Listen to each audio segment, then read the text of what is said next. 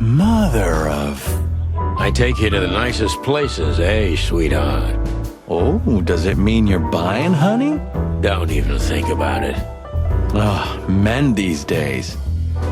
So, we're here to find a dame called Natasha. I have a hunch she won't be hard to find. Let's mingle and try to avoid suspicion. Just like always. No, Marty, not like always. This time it's for real. I was hoping to have missed the main event. You're a rusty old cock, that's why. So says the little butt jam. But what? That's not even a word. It is now, all because of you. You should feel honored. Butt jam. You know, Sonny, sometimes you're like an evil little child. A fox is a wolf who sends flowers. What? Oh, nothing. I read it somewhere. Fascinating. I didn't know you could read. Ha ha ha. Very funny. So, where the hell is Natasha? Let's ask that stud over there with those nice gals. That guy looks way too horny for my taste. Oh man, your sense of humor is bad as ever. You just need to get used to it again. What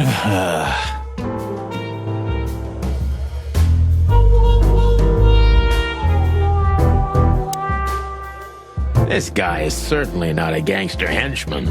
Of course he's not.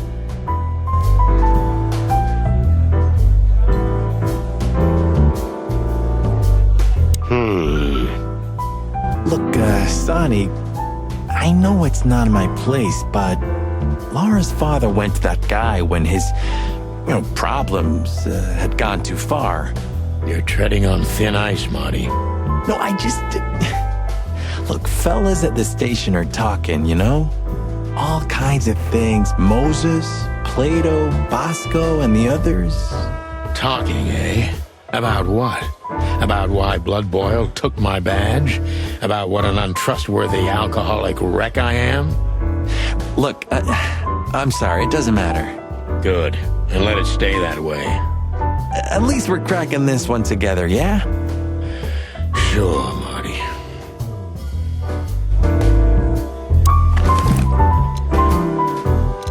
Come to Daddy, darling. Calling booze darling, it's kind of weird, don't you think? Says someone who calls his gun collection his harem. Touché. I'll shut it. Good birdie. Hey, there's Philmar. Who? Oh, yes, Philmar. Because that's what he calls himself, right? You know him well? We had some seriously wild cases together, yes. Mainly in Averia, way before Clawville. Another place and another life. Sounds good. Like the blurb of some cheap pulp fiction book. Yeah, it was the exact opposite. But the old bird's worth saying hi to. She has pretty long legs. I mean, pretty and long legs for a squirrel, but I don't want to be prejudiced. We're not here to stare at pretty squirrels. We're here to investigate, remember? Two whiskeys, kid, and no horsing around. I've never heard that one before. Sonny, you gotta drive, Yeah, you're right, Marty. Hey, Longface, give me a glass of tap water, too, okay? Yes, sir. Coming right up. That wasn't exactly what I meant. Tell me, hey, Breath, have you seen Natasha tonight? Not yet, sir, but she's coming on soon. Well, can you tell me anything about Mr. Ibn Wessler? Sir, I don't want to. What about, let's see, $5 maybe? But, sir, you haven't even paid for your drinks yet. Yeah, stop riding on the details, Big Nose. You do your job, and we'll do ours, okay? I mean, we're not here for work, of course. We're just here to relax. Oh, yeah, exactly. Just a little fun. Of course, gentlemen.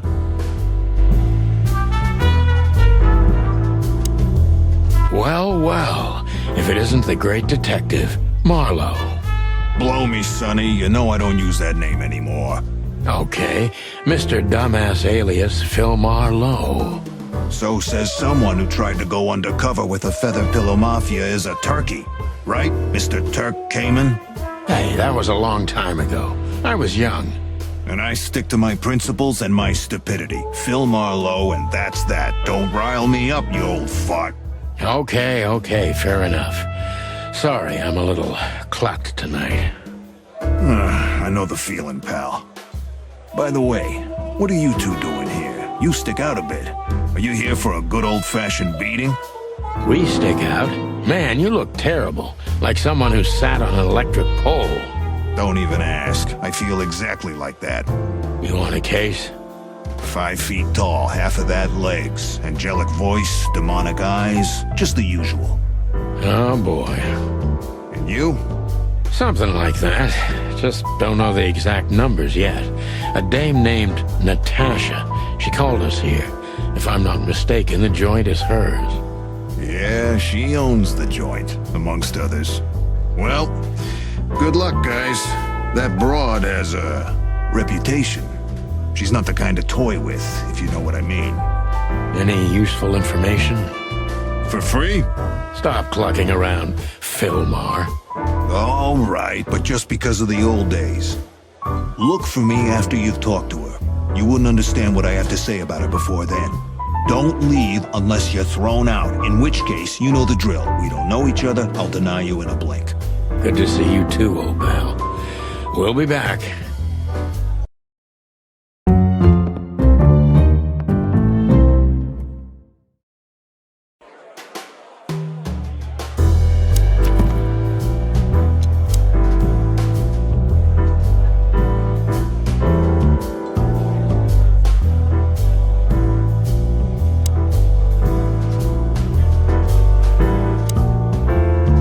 Just act nonchalant, my friend. No, it can't be. What now? Is that Olivia? No, Marty. Hey, Olivia. Are you talking to me? It's me, Marty McChicken. Oh, God. What a pleasant surprise. The Rooster Copper's in person. Chicken police. But yeah, Mr. Wessler, you could say so. The name's... Sunny Featherland, of course. Chicken Police. Your partner is, he is, Marty McChicken, sir. I just introduced myself to your lady companion seconds ago. Oh yeah. I'm so happy to see you. Hello, boys. So, to what do we owe this pleasure, gentlemen? Yeah, so, we were, just in the neighborhood, and... Cut the crap, Marty. All right, we're here for your sweetheart, Natasha. Oh, I see. No big deal. Just a blackmail thing. You know, horrifying threats written on the wall with blood-red paint, the usual stuff. You must be familiar with this kind of thing. Oh yeah, indeed. It's, nasty business. But I didn't know Natasha hired a detective because of this simple matter, but to be honest, I understand. I would have taken matters into my own hands, you see. But I'm kind of busy. Mr. Wessler had a meeting with Attorney General Hamtaro yesterday, so he's rather tired. If you would excuse us. Oh, dear Olivia, it's okay. These gentlemen are just doing their job, right? And if I've heard correctly, they're notoriously thorough. So, how can I help you? We've got a few questions, if you don't mind. I'm at your service. Nice bunker you got here. Well, thank you, but it's not mine. Not anymore. But I'm sure you already know that. Listen, detective. If you want to know something, please ask straight, huh? All right, Mr. Wessler, let's make this a bit more professional. I'm not as exciting as people tend to believe. I grew up in a poor family of many siblings. I'm the only one still alive, unfortunately. My career started with a shoe store, and now, here I am. I wouldn't call that an average life. Shoe store owner to mob boss. How dare you speak to Mr. Wessler like that? Leave it, Olivia, dear. It's just provocation. I'm sorry if I offended you, Mr. Wessler. Shall we talk about something else? Everybody knows Mr. Hayworth. He's an antique piece of furniture in this city, so to speak. Only a bit worn out. It's not my fault that he's so much in debt, Detective, but the name of his family still rings quite loud in Clawville. Is that still worth anything? The name is just their name, of course, but the man behind the name is another matter, Mr. Featherland. You're a pragmatic rat. Thank you. Look, Detective, if you want to know something, just ask. All right, Mr. Wessler. Has your assistant been working for you long? Are you talking about me? Yes, I'm talking about you, ma'am. Let me answer your question then. I've been in Mr. Wessler's employment for 6 months. Why do you ask? Oh, just routine questioning, you know. Most of them aren't good for anything. Just killing time. It sounded rude to me. Yeah, please forgive her, Detective. Olivia's a real firecracker.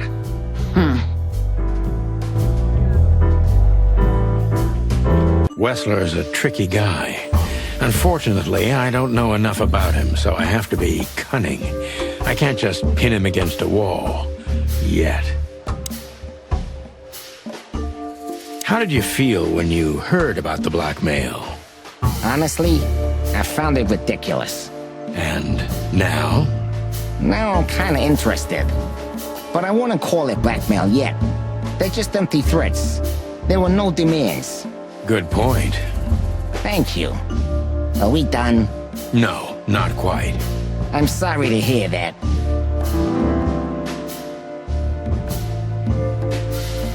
Why didn't you just call the police? Huh? Why? What would have been the use of that? A few messages aren't enough for a case. You should know that. Harassment makes for a case. So do threats. Who were you trying to convince, Sonny, huh?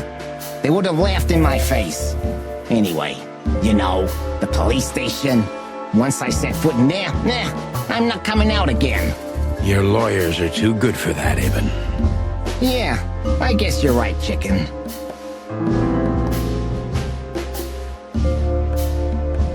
Why would anyone have reason to blackmail your girlfriend? I don't know, maybe because she's my girlfriend? You think that's enough? It's plenty enough. Good point. Oh, are you finally getting to a point? Or do you really want to dig around in my private life? Because, people who do that end up in the alley, if you catch my drift. Very much so, Mr. Wessler. Wessler is tougher than I thought, and he's secretive. It's time to gently beat around the bush.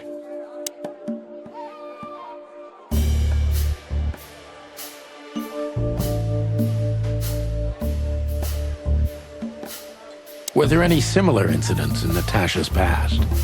I mean, threats, blackmail, enemies or insane fans, psychopath pianists, perhaps. I don't know about enemies, but she's a celebrity. A star shining bright in Clawville's night sky. Do you understand? She gets endless fan mail. It could be anybody. I wouldn't overreact. Natasha doesn't feel that way. I've noticed.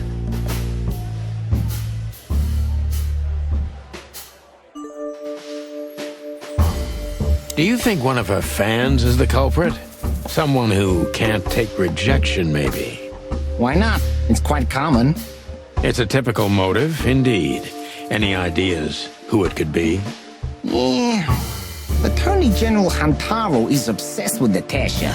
But he's, more like the kiss on the hand, flowers bowing type. Throwing bricks through the window is not his style.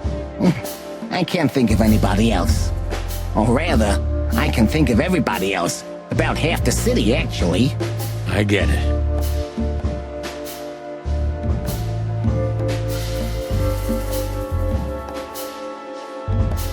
Have there been similar threats in the past? Right to the point, yeah? Yeah, I get it. But sadly, this is a dead end, my friend. No threats like these, whether you believe it or not.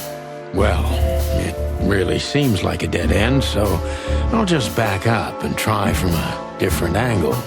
You do that.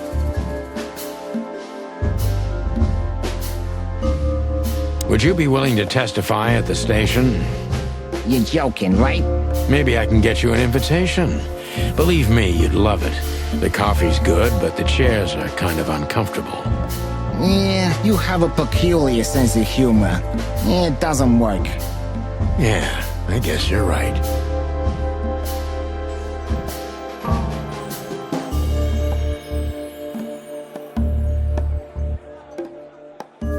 So Natasha feels like she's in grave danger, yet she's still going out alone. Yeah, I know what you're getting at. But I'm 100% sure of her loyalty. She's gone out very rarely since this started, and mostly in my company. Yeah, you know, I'm not sure if you do, but in our social circles, banquets and dinners are frequent. Illegal gambling nights. You got me there. Yeah, you're right. Natasha is crazy about the roulette wheel. Always putting it all on the red, right? Yeah, you're a real rotten bastard, Sonny. Although, yeah, always on the red. You're right. So, can we meet your lady? I don't see why not. But first, please, listen to her sing. She's on soon.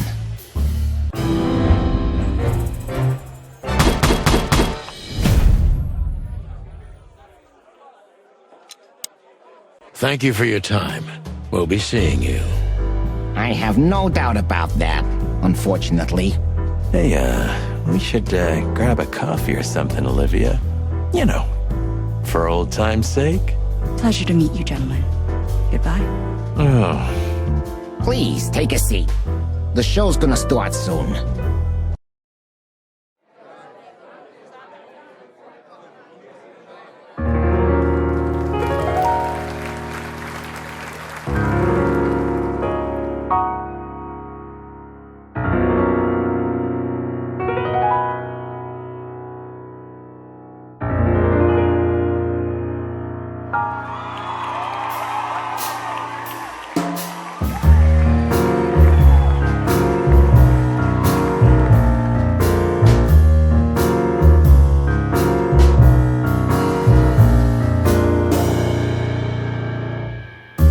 Bourbon moon hangs in the sky. My man has left with a golden smile. This is so funny. You can kill me, honey. I'm already dead inside. My body is an empty bottle. Come on, baby, just give us a Sonny. say. Chloe's still lying in my bed, and it's dead.